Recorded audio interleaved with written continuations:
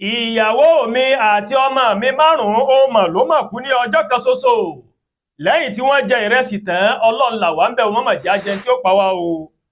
Ìbànújẹ́ mà dórí àgbàkodò. Ọkùnrin kan mà ti ṣàlàyé bí ó ṣe pàdánù ọmọ rẹ̀ mẹ́rin àti ìyàwó kan ní ọjọ́ kan ṣoṣo lọ́jọ́ kẹta oṣù karùn-ún ọdún yìí mà ní. Ó ní ìṣẹ̀lẹ̀ náà mà ṣẹlẹ̀ ní 7th Mile Inwele Ogidi ní ìjọba ìbílẹ̀ àríwá Ìdẹ́mìlì ní ìpínlẹ̀ ti Anambra o. Ọkùnrin náà tí wọ́n ń pe orúkọ rẹ̀ ní Arinze Robinson Ahalu ó mà ṣàlàyé fún àwọn oníròyìn pé ìrẹsì làwọn ọmọ òun àti ìyàwó mà jẹ ní ọjọ́ náà tí wọ́n sì gbabẹ̀ dágbére fúnlé ayé yìí pọ́mọ̀dìgbà ó ṣe o. Ọlọ́sàánú ọ̀gbẹ́ni Ahalu ó ní màmá àwọn ọmọ náà ó mà ló mà ṣe ìrẹsì tí wọ́n mà jẹ ní alẹ́ ọjọ́ náà kí oníkálukú wọn kó tó lọ sùn o. Àmọ́ ó ní kò pẹ́ tí wọ́n jẹun tán o. Ó nínú bẹ̀rẹ̀ sí ní run ọ̀kan nínú àwọn ọmọ náà tí ó sì bẹ̀rẹ̀ sí ní bì. Ó ní ojú ọ̀nà wọn sí ilé ìwòsàn. Ó ní ọmọ náà ó mà ló mà ti jí Ọlọ́run nípè. Lẹ́yìn náà làwọn ọmọ yòókù àti màmá wọn ó làwọn náà má bẹ̀rẹ̀ sí ní bì o. Báyìí làwọn òṣìṣẹ́ ilé ìwòsàn tí wọ́n mà gbé wọn lọ. Ó ní wọ́n ti sọ wípé kí wọ́n máa gbé àwọn èèyàn náà lọ sí ilé ìwòsàn míì torí wọn ò mọ nǹkan tí wọ́n lè ṣe mọ́ o. Àmọ́ ẹ̀mí ti bọ́ lẹ́nu àwọn márààrún kí wọ́n tó dé ilé ìwòsàn míì.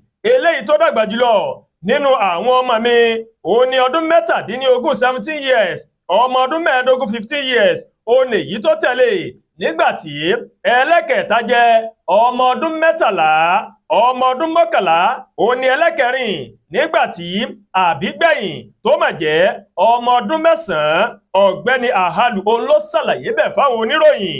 Ọkùnrin náà ń bẹ ìjọba wípé kí wọ́n kọ́ ilé tí òun lè máa gbé kákọ́ fún òun o torí òun kò ní ilé lórí o. Kate Valentine Iwafo tó jẹ́ àbúrò ọkùnrin náà ó ní ìbànújẹ́ ńlá. Ó ní ikú àwọn ọmọ náà àti ìyá wọn ó mà ló mà jẹ́ fún gbogbo mọ̀lẹ́bí.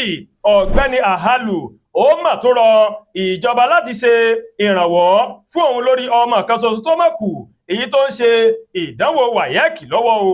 Iléeṣẹ́ ọlọ́pàá ìpínlẹ̀ ti Anambra ó mà ti sọ wípé àwọn ti gbé létí ìṣẹ̀lẹ̀ yìí tó ti wáyé tìpa o ní agbègbè Ogidi níjọba ìbílẹ̀ àríwá Ìdẹ́mìlì ní ìpínlẹ̀ ti Anambra.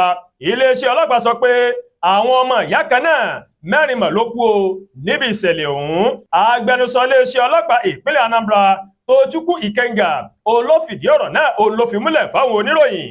Alukoro iléeṣẹ́ ọlọ́pàá ó ní àwọn ọlọ́pàá wọ́n mà ti kó òkú àwọn ọmọ náà ó ti kó wọn lọ ilé ìgbókùsí o tá a mọ̀ sí mọ́ṣúárì. Ọ̀gbẹ́ni Ikenga ó wá sọ wípé ìyá àwọn ọmọ náà tó náà jẹ nínú oúnjẹ náà ó sì ń gba ìtọ́jú lọ́wọ́ báyìí ní ilé ìwòsàn. Agbẹnusọ ọlọ́pàá ní iṣẹ́ ìwádìí ó mà ti bẹ̀rẹ̀ ní ràbájìgan àti rẹ́gẹ́dẹ́ fín àti pé o àyẹ̀wò sì ń lọ lọ́wọ́ lórí ìrẹsì tí ẹbí yìí tí wọ́n mà jẹ tí wọ́n fi dèrò ilé ìwòsàn.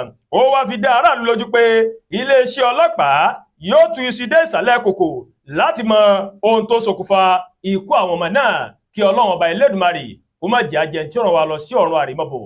Ẹ ṣé púpọ̀ tí àwọn kan ní Ẹ̀yà Yorùbá World TV. Àdúrà Olúwa Tóyìn ló ń jábọ̀ láti kan ní Ẹ̀yà Yorùbá World TV. Bẹ́ẹ̀ ṣe ń wò wá ẹ máa bá wa like, ẹ máa share, ẹ máa comment, ẹ má tún gbàgbé o láti bá wa subscribe sórí YouTube channel wa o kẹ́ wá bá tẹ notification bell láti máa máa wo ètò alákòójọkan tó bá ti gorí ìkànnì yìí. Ẹ ṣé púpọ̀ tí àwọn wà o ojú tẹ fún wa ò ní fọ́ etí yóò sì ní di. Ẹ jẹ́ ká yá ṣe o ká ní ọjọ́ rere o.